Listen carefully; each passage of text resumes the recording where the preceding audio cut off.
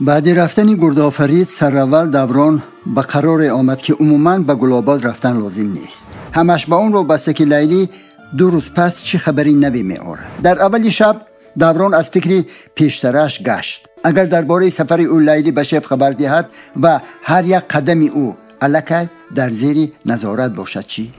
خوشبختانه این کتاب پیشنهاد کردن به من، گفتن که اگر امکانیت شما باشد این کتاب به ما بخوانید.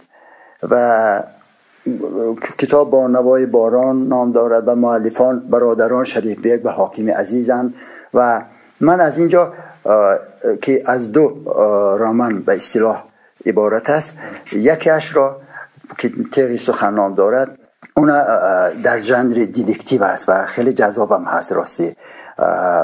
و من خواندم و اینجا ما میبینیم که مثلا چقدر قهرمان ها بخصوص این دختری زیبا لیلی که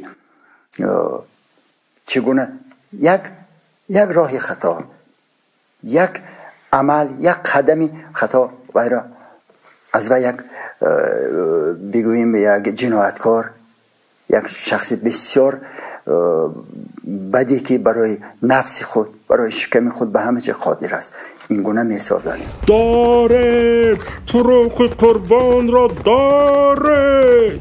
چاواندازان در حیرت بودند. باری اول چنین عمل را با چشمان خود می دیدند.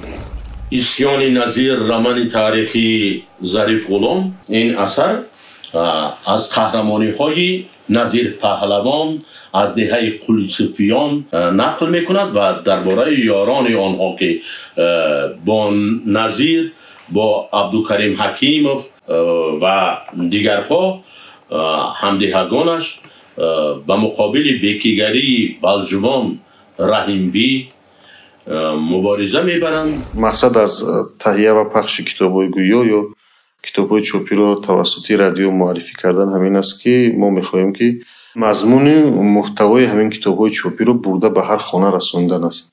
در پرتو این یک نوع بلند برداشتنی ذوق مردم، ذوق استتی مردم. از طرف دیگر شما ببینید سالهای اخیر آزمون جمهوریوی مثلا فروغ صبحی دانایی کتاب است، آزمونی مثلا تاجیکان آینه تاریخ ملت برگزار شد. شما ببینید همین اقدامات، همین آزمون ها به یک جریان فرهنگی ما مرحله نو با وجود آورد.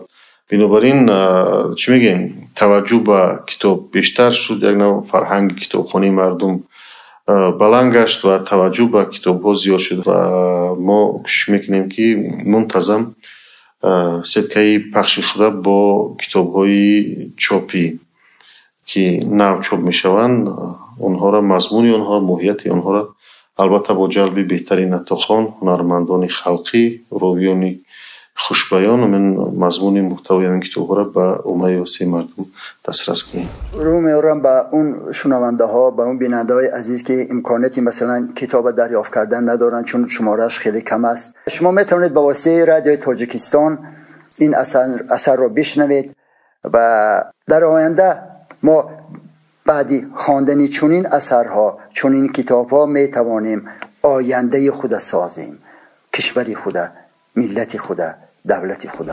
تشبوس رهبریت رادیوی تاجیکستان، صفحه یوتیوب خزینه طلایی رادیوی تاجیکستان به واسطه اینترنت پخش می شوند که می توانند شنوندگان مخلصان این اثرها را گیرند و گوش کنند. بسیار ضرور است که ما یا کتاب خوانیم یا کتاب را بشنویم.